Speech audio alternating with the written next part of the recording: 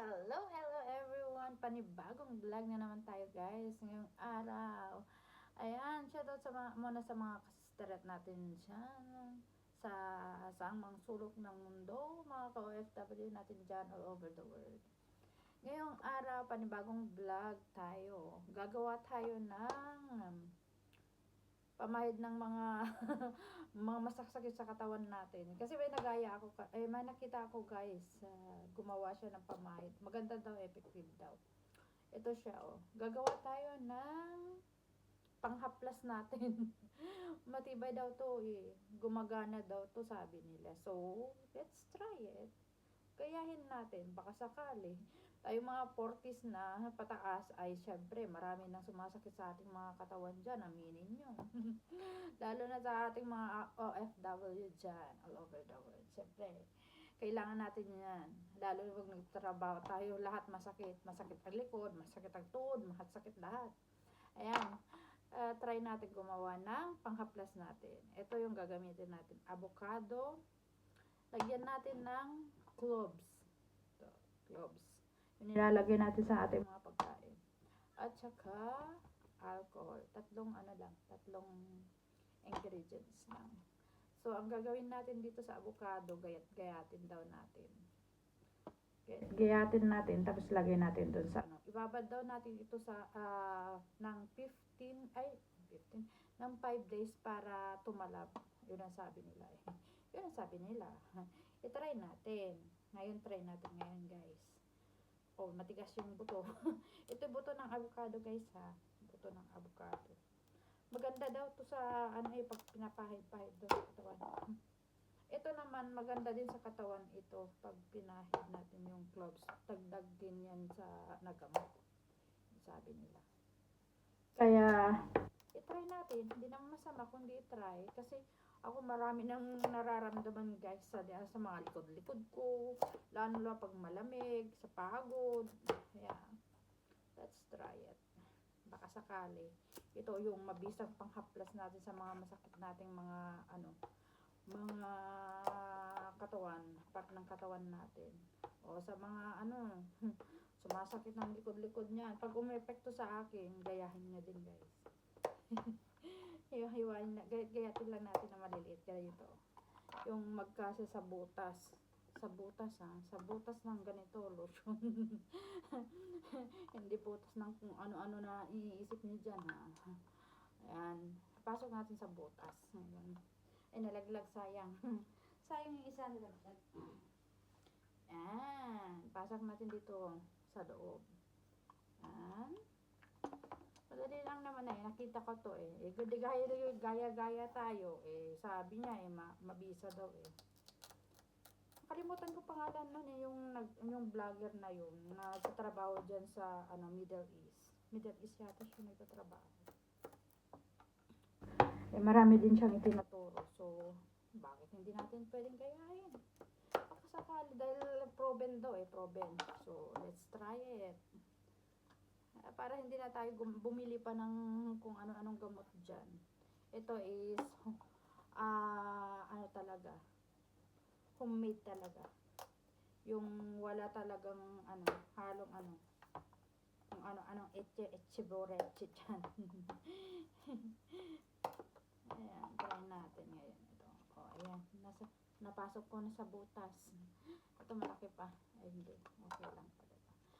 Ganitong gayat ko kasi meron ako kasing yung pinipisil kasi pag grinated mo to magsasarado siya sa butas. So ito yung malalaki ang ko gayat ko. Nasa inyo na kung gusto yung gadgarin daw, pwede din daw. So let's put alcohol. Lagyan natin ng alcohol. Pag umepekto sa akin guys, sabihin ko sa inyo, within 5 days pwede ng panghaplas. May gusto pa ako idagdag sana dito para medyo maanghang-anghang. Yung gusto siyang dagdagan ng white flour, kaso wala akong white flour. Kasi yun kasi nilalagay, wala akong white flour sa ngayon. Pinamigay ko sa yung white flour ko Kailangan kong bumili ulit. Siyempre, tayong nagkakaedad na. Ayan. Pinahalahati ko na. Para marami-rami yung panghaplas natin. Buksan natin tong cloves natin. Lagyan natin ng 3 piraso. Piraso lang.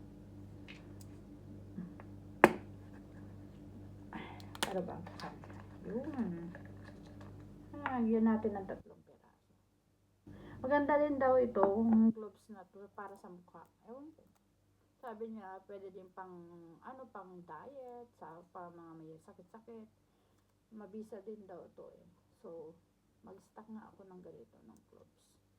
Gawa din ako ng pangpakinis daw ng mukha to eh. May label. Apatin na natin. Ayan. Apat. Bango. Ito yan yung sinasawad natin sa mga pagkain natin eh. Mga karne-karne. Sinasawad ng mga okay. Kung umepekto ito, ayos. Ayan. Gagawa na tayo ng ating pang haplas. Yung ilong ko guys, ang pangit ng grabe yung ilong ko sa allergy. Parang ano na nga, dinaanan na nga ng pison, lit-lit na nga ng butas, dinaanan pa ng allergies. Ayan, okay na. Antay na lang tayo ng 5 days bago natin pahid sa mga masasakit nating likod. Shoutout sa mga 40s pataas dyan. Ano nang sumasakit sa inyong mga katawan? Sigurado marami na rin sumasakit sa inyong mga katawan kagaya ko. Ayan, ito mabisa daw guys. Gayahin nyo to. Within 5 days, pwede nang gamitin. Ayan, nagiba na nga siya ng kulay. Naging pinky-pinkies na siya. Naging pink na siya. Mag-iiba pang kulay niya daw to eh. Ayan, bababad natin. Para sa kasakali, palaging masakit yung balang ko, yung likod ko. Ayan. Shoutout sa lahat ng mga 40s pataas. Ayan. Ang dami na nating mga mga iniipon. May eye bags tayo.